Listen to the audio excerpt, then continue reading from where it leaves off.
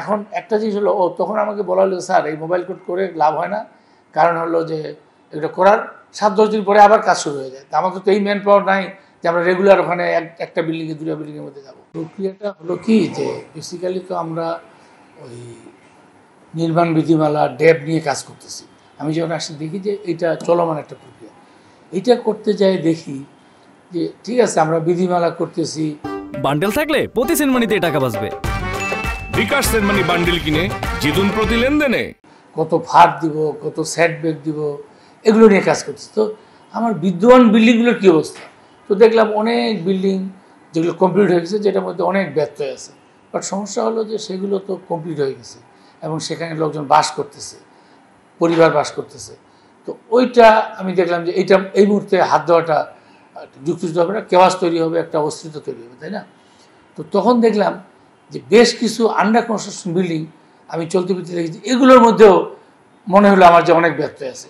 তখন আমি আমার ডেভেলপমেন্ট কন্ট্রোল বলে আমাদের একটা ডিপার্টমেন্ট আছে, তার একজন মেম্বার আছেন জয়েন্ট সেক্রেটারি মিনিস্ট্রি, তাকে ডাকাইলাম, আমাদের রিলেটেড ইঞ্জিনিয়ার থেকে ডাকাইলাম, অথরাইজড অফিসার থেকে ডাকাইলাম, বললাম যে তোমরা কাজ করো, ঢাকা শহরে এই মুহূর্তে আমাদের আওতাধীন যতগুলো রানিং বিল্ডিং অর্থাৎ আন্ডার কনস্ট্রাকশন বিল্ডিং আছে এবং যেগুলোর মধ্যে ব্যত্যয় আছে, তোমরা ড্রয়িং নিয়ে বসবা, দেখবা, যাবা, বাস্তবে যে ডেভিয়েশনটা আছে সেইটা তোমরা একটা লিস্ট করে নিয়ে আসো এবং 1 সপ্তাহের মধ্যে আমি চাই। যাই হোক 1 সপ্তাহ 5 দিন, তো আমি জয়েন কাপড়ে আমি রোববারে জয়েন করছি যেহেতু, তো 5 দিনও ছিল না, 4 দিন সময় ছিল। 4 দিনের মধ্যে আমরা 3382টা বিল্ডিং একদম ফুল এফোর্ট দিয়ে এই 3382টা ব্যত্যয়কৃত অর্থাৎ ডেভিয়েটেড বিল্ডিং আমরা শনাক্ত করি। তো করার পরে এবং নট অনলি কিন্তু মুখে মুখে রাখি, মাপ যোগ করে আমার কাছে লিস্ট আছে কোনটা কতটুকু ডেভিয়েশন, সেই লিস্টও কিন্তু আমার কাছে আছে। তখন আমরা কি শুরু করলাম, এইগুলোর মধ্যে অভিযান শুরু করলাম। এখন অভিযান যখন পরিচালনা করব তখন সবাই বললো যে স্যার এগুলো তো ভেঙে দিয়ে লাভ হয় না, আমরা উচ্ছেদ করি। প্রথমত 2টা প্রক্রিয়া কিন্তু আমরা এটা করি, একটা হলো উচ্ছেদ আর একটা হলো মোবাইল কোড। উচ্ছেদ করতে গেলে আমাদেরকে নোটিশ দিতে হয় 3টা, তো নোটিশ দিতে গেলেই তারা কোর্টে চলে যায়। তো মাশাআল্লাহ আমাদের সিস্টেমটা এরকম, তারা রাজুকের বিরুদ্ধে ইনজাংশন পেয়ে যায়। রাজুকের এই চিঠির বা পত্রের কার্যকারিতা 6 মাসের জন্য স্থগিত। এর মধ্যে অনেক বিল্ডিংয়ে দেখা যায় 6 মাসের মধ্যে কমপ্লিট। তো কমপ্লিট একটা বিল্ডিং হয়ে গেলে ওই যে বললাম মানুষ বাস করে, তখন কিন্তু আপনার যাওয়াটা খুব দুর্বিধা। তো তখন আমরা বললাম আরেকটা আছে পদ্ধতি মোবাইল কোড। তো মোবাইল কোডে কিন্তু কোনো পূর্ব অনুমোদন লাগে, কারণ itself it's a code. Mobile code আপনার দেখেন রাস্তায় মাদক দ্রব্য ধরে, এটা তো কোনো নোটিশ দিয়ে করে না, এটা ডাইরেক্ট আমরা অ্যাকশন যাই। তখন আমি বললাম যে ঠিক আছে তোমরা এইভাবে মোবাইল কোডের মাধ্যমে শুরু করো, এবং মোবাইল কোড যাওয়া শুরু হলো এবং ওইভাবে আমরা ভাঙা শুরু করলাম ব্যত্যয়কৃত অংশ। এখন একটা জিনিস হলো, তখন আমাকে বলা হলো স্যার এই মোবাইল কোড করে লাভ হয় না, কারণ হলো যে এটা করার 7-10 দিন পরে আবার কাজ শুরু হয়ে যায়। তা আমাদের তো এই ম্যান পাওয়ার নাই যে আমরা রেগুলার ওখানে একটা বিল্ডিংয়ে 2টা বিল্ডিংয়ের মধ্যে যাব। তখন আমি বললাম যে ঠিক আছে, আমরা একটা মিটিং করলাম, মিনিস্ট্রিতে মিটিং করলাম, আমরা একটা অর্ডার বের করলাম যে আমাদের সঙ্গে যত সেবাদাতা আছে যেমন বিদ্যুৎ, গ্যাস, পানি, তারাও যাবে।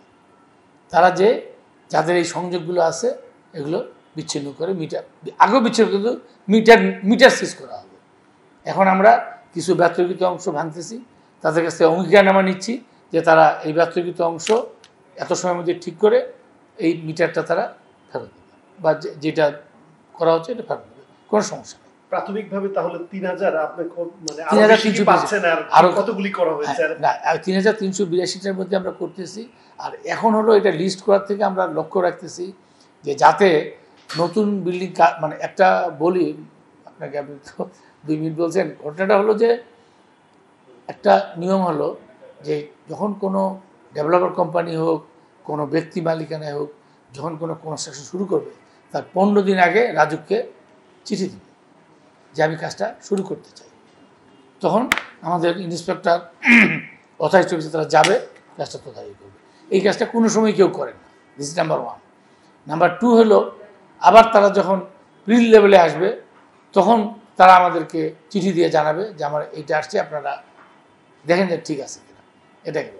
আবার কাজ শুরুর সময় তারা তাদের যে ম্যান পাওয়ার, তাদের যে নকশা, এটা কিন্তু তারা ম্যান পাওয়ার বলতে টেকনিক্যাল ম্যান পাওয়ার, লেবার না, টেকনিক্যাল ম্যান পাওয়ার সহ তারা দৃশ্যমান জায়গায় এটা টাঙায় রাখবে।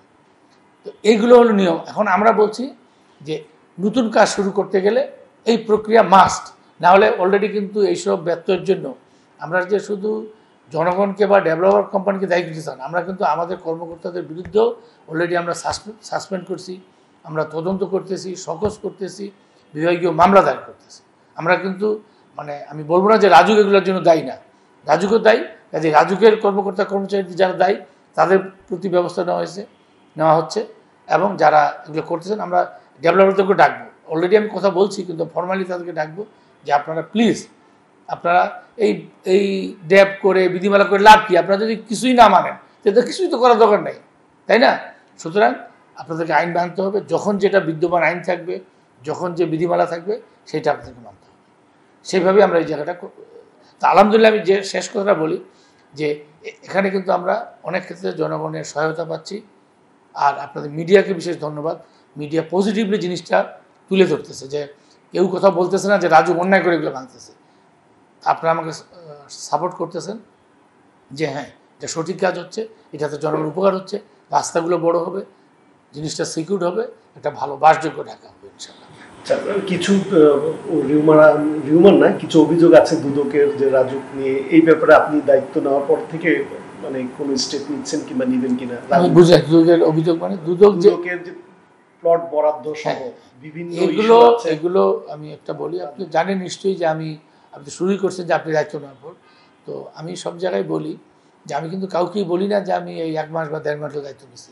আমি কিন্তু রাজুককে ওন করি। আমি যখন এখানে চেয়ারম্যান হিসেবে বসছি, আমি মনে করি যে আগের যারা যে কাজ করছে সেটা দায়িত্ব আমার, তাই না? টোটাল রাজুককে আমি ওন করি। আমি এমন না যে উনি করে গেছে আমি যাই না। কাজেই আগেও যেগুলো মানে অন্যায় হয়েছে, এখনও যেগুলো হচ্ছে, আমি এগুলোর বিরুদ্ধে দৃঢ় প্রতিজ্ঞ যে আমরা এগুলো ব্যবস্থা নিব, এবং বিধির মধ্যে পুরো রাজুককে আমরা জনগণকে নিয়মের মধ্যে আনতে বলবো, আমরা রাজুক নিয়মের মধ্যে আসবে না, এটা তো হতে পারে না। যে রাজুকও নিয়মের মধ্যে আসবে, এবং যেসব তথ্য দুদক, শুধু না আপনার দুদক বললেন, দুদক, NBR, বাংলাদেশ ব্যাংক, তারপরে NSI থেকেও চায়, মানে যে যেখান থেকে আমাদের কাছে যা তথ্য চাচ্ছে, যা জানতে চাচ্ছে, আমরা সব দিচ্ছি, এবং আমরা নিজেরাও এটার ব্যাপারে সজাগ, যাতে এইগুলো একটা অবশ্যই যদি কেউ অন্যায় করে থাকে সে ছাড় পাবে।